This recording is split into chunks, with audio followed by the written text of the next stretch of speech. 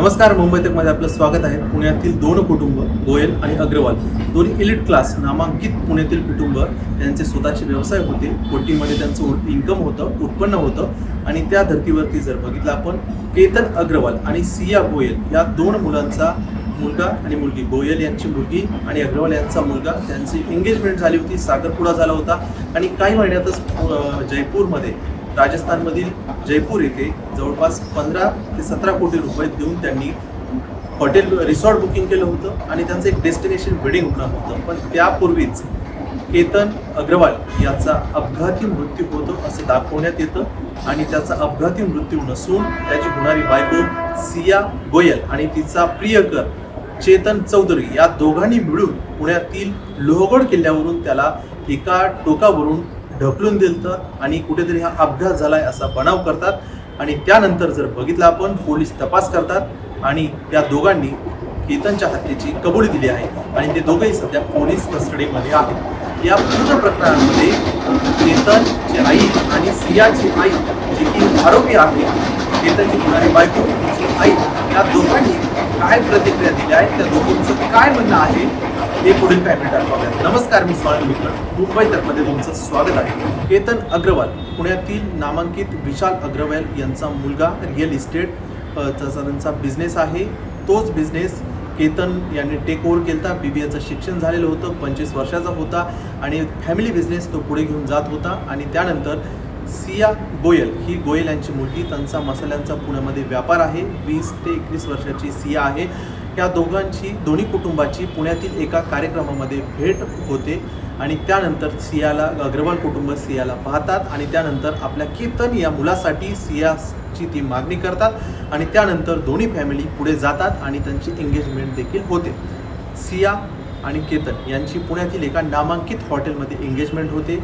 काही दिवसात त्यांचं लग्न देखील होणार होतं. तत्पूर्वी ते विविध ठिकाणी केतन आणि सिया भेटले आणि त्यानंतर ते लोहगडावरती भेटले. बालीला त्यांचं प्री वेडिंग शूट करण्याचं त्यांचं नियोजन होतं. त्या धर्तीवरती ते निघाले देखील होते. त्याचा संपूर्ण किस्सा आपण आत्तापर्यंत पाहिलेला आहे. ज्या पद्धतीनं केतनचा पासपोर्ट तिनं फाडला, टॉयलेटमध्ये फ्लश केला आणि एअरपोर्टवरती पूर्ण रडारड झाली आणि मी कुठेतरी पासपोर्ट पुण्यामध्ये विसरले आहे आणि ती बालीची ट्रिप कॅन्सल होते. तिथपासून ते महाबळेश्वरमध्ये सियाच्या वाढदिवसाला 40 रूम्स केतन बुक करणार होता. एक फॅमिली प्रोग्राम आपण करूयात, एक सरप्राईज प्रोग्राम आपण करणार आहोत अशा पद्धतीचं पूर्ण ठरलेलं होतं. तर तेही कॅन्सल होतं. आणि त्यानंतर जर आपण बघितलं तर केतनला कुठेतरी सतत सियाचा फोन बिझी लागत असायचा आणि त्या दृष्टीनं त्यांनी अनेकदा बोलून दाखवलं नसलं तरी त्या चिंतेमध्ये देखील होता. आता एक माहिती ही समोर येते.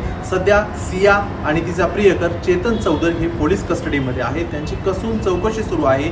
सियाच्या आणि चेतनच्या प्रेमामध्ये कुठेतरी केतनचा अडथळा होता आणि त्या दृष्टीनं त्यांनी हा केतनचा अडथळा दूर कसा केला तर लोहगड किल्ल्यावरती गेले आणि लोहगड किल्ल्यावरतून त्याला ढकलून दिलं आणि कुठेतरी हा अपघात असल्याचा बनाव केला. आता पोलीस तपासामध्ये त्यांनी त्यांच्या गुन्ह्यांची कबुली दिलेली आहे.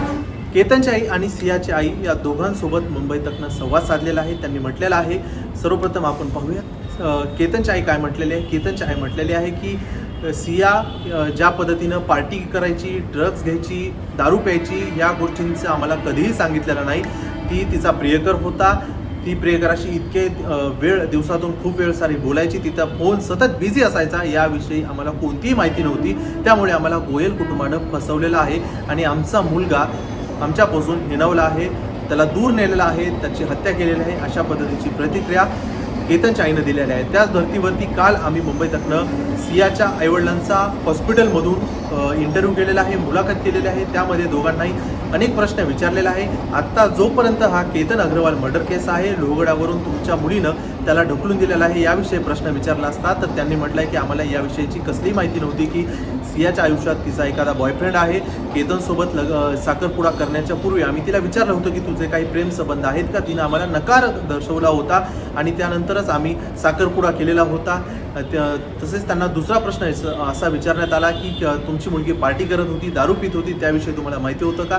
तर त्यांनी त्या प्रश्नाचं उत्तर देखील त्यांनी असं म्हटलेलं आहे की ती दारू पित होती, पार्टी करत होती, याविषयी आम्हाला कोणतीही माहिती नव्हती.